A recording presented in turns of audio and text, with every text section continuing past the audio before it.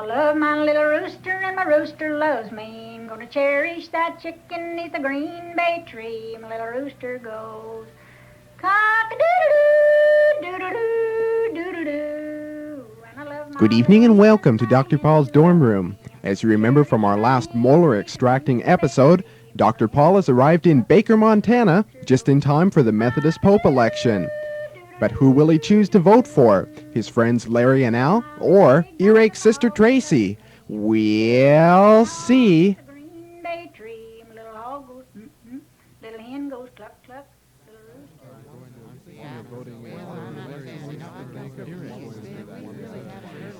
Hey, Dr. Paul, over here. Hello, Earache. How are you today? Just fine, Doctor. What brings you to Montana? Well, I got tired of having Kim Jellyneck for a manager, so I fired him. I found your note on the door, and being my own man now, I decided to come to Baker for the election. Well, it's good to have you here, Doc. Why, you arrived just in time. Dave the DJ is coming on stage now.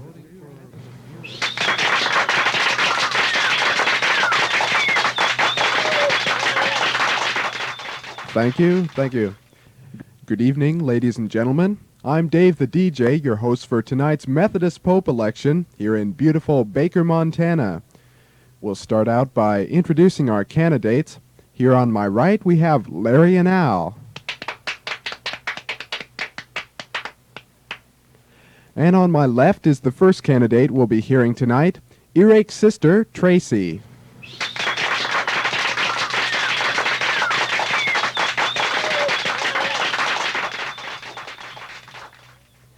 Hi, I'm Tracy. Please vote for me. Thank you.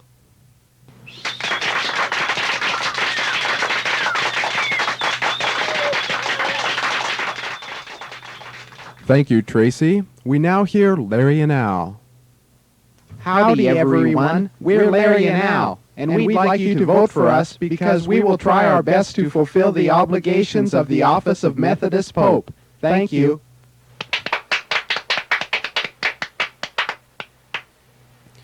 Thank you, Larry and Al.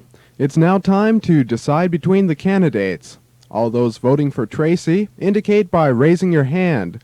And remember, we are on the honor system, so it isn't fair to vote twice. Okay, the votes for Tracy have been counted. Now those voting for Larry and Al indicate by raising your hand. Hey, Tracy. Yeah?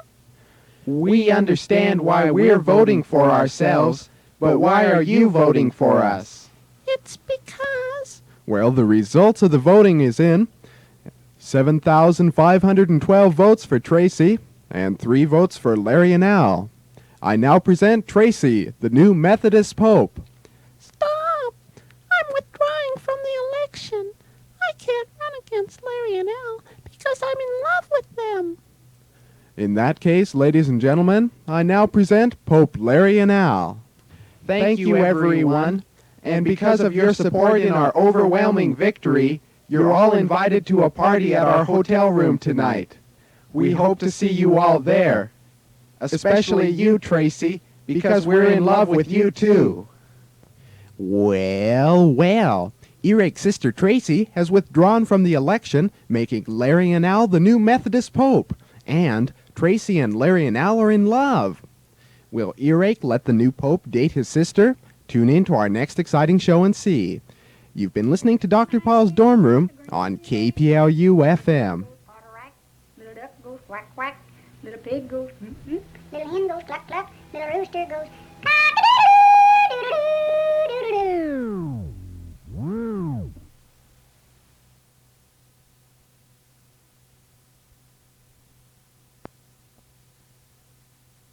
Kick it again, Dick. 1, 2, 3.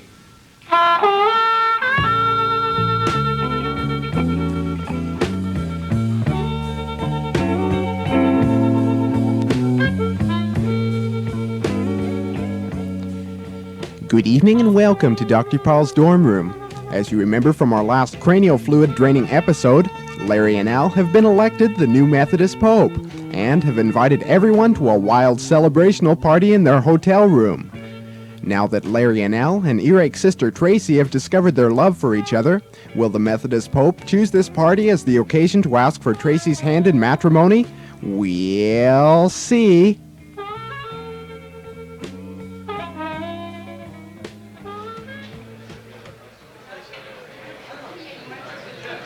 Hey, Larry and Al, this is a great party. Thank you, Earache. Except that there's nothing to drink, no place to sit, no one interesting to talk to, and no music for dancing. You're right, Earache. Also, with 7,902 people in our hotel room, it's awful crowded. There's no place for our true loves Tracy and Christy and us to be alone together. I have an idea. Hey, everyone! We're moving the party down to the hotel's bar. Free drinks for everyone. Come on, Christy and Tracy. Maybe we can find a dark, secluded booth down in the bar.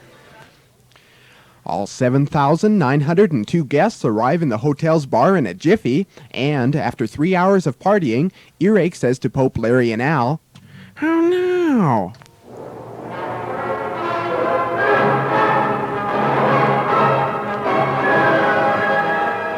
That man coming towards us is Police Officer Joseph.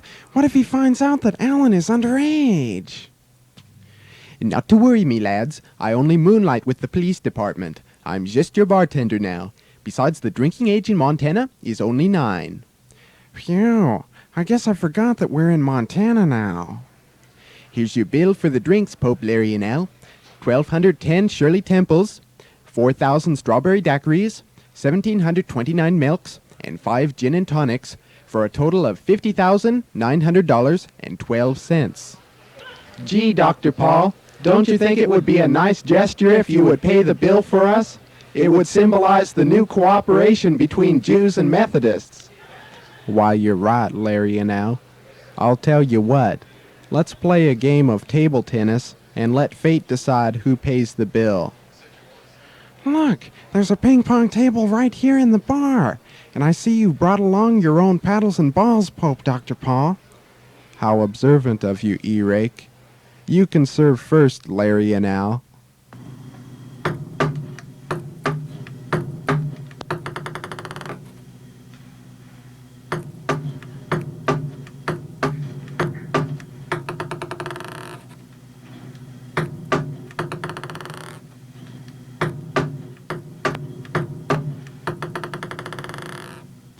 Gosh, Larry and Al, aren't you going to let Dr. Paul score at all? Maybe it will be more fair if we blindfold ourselves, tie our hands behind our backs, and hold the paddle in our mouths. That's a good idea. Then maybe the doctor will stand a chance.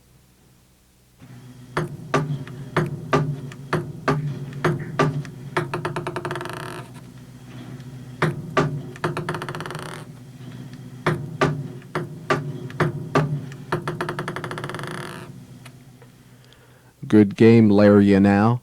It looks like I lost, so I have to pay the bill. I'm sorry, Mr. Bartender, but I don't have any money. I guess you'll just have to be washing some dishes then. But Dr. Paul can't. A brilliant brain surgeon has to be careful with his hands. Maybe he could play his violin to entertain the patrons. That sounds reasonable. Did you bring your instrument? Why, I sure did. I have it right here. Come on, Christy and Tracy. Let's dance while Dr. Paul plays some romantic music on his violin.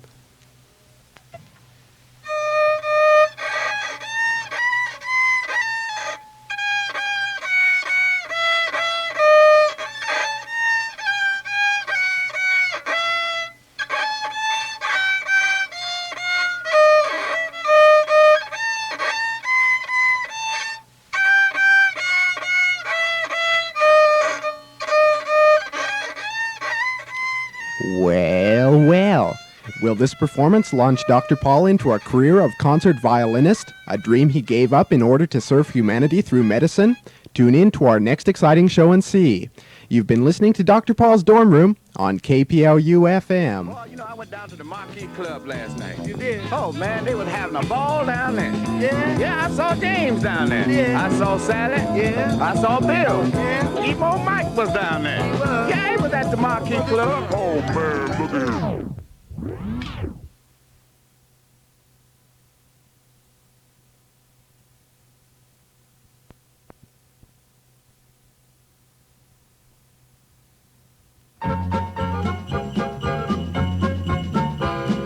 Jolly old St. Nicholas, you stay away. Good evening and welcome to Dr. Paul's Dorm Room.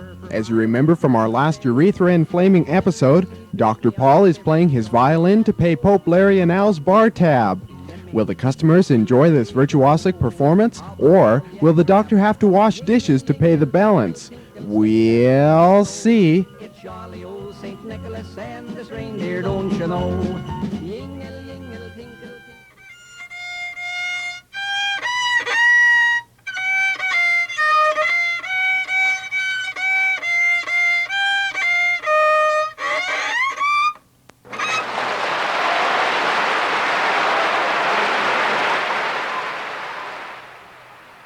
Thank you, ladies and gentlemen. I'll play one last piece in a moment, but first I'd like to tell you a joke. A bum walked up to me the other day and said he hadn't had a bite in weeks, so I bit him.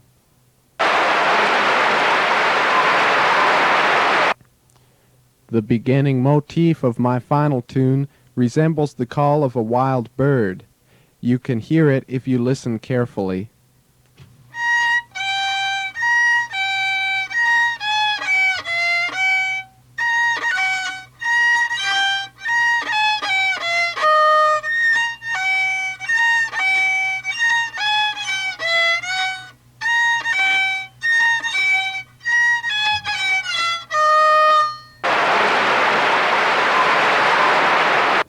Thank you, everyone.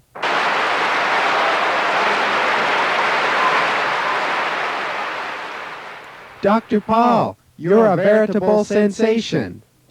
Yeah, not only are you a great violinist, but you have a sparkling personality. Yeah, I thought your performance was awesome. Why, thanks, all of you, but you're much too kind. We aren't exaggerating, Dr. Paul. I think you could probably make a fortune playing with a professional band. Christy thinks you could make a lot of money if you had a band. Hey, that's a great idea. Larry and Al could play guitar, I could sing, and Christy could sing harmony parts. All right. Look, here comes Dr. Paul's wife with a tall cowboy who has no neck. I'd like you all to meet my new boyfriend. Hi, my name's Tex. He. I'm a cowboy. We overheard you talking about starting a band, and Tex would like to be your manager. Well, that sounds like a good idea to me, Tex. I'll just make a phone call, he, and arrange a location, he, for your first concert. That Tex the cowboy sure is tall. Yeah, and it's funny. He reminds me of someone, but I can't figure out who. Well, he, you all better get packed, he. I have your concert debut scheduled for tomorrow evening. Where will we be playing, Tex? At, he, the Kingdom. The Kingdom, as you know, is a huge auditorium located in a small suburb of Parkland. Because of its near-perfect acoustics, it is the favorite concert hall of musicians worldwide. In a short time, our gang has packed and is assembled in front of the Baker Ritz Hotel, where Tex, their new manager, has parked his shiny red pickup truck. Here's the keys, he, to my pickup, Dr. Paul. But why are you giving them to me, Tex? Tex and I would like to ride in the back while the rest of you ride in the cab. Well, that's okay by me, if you're sure you two won't get cold with nothing over you but the canopy.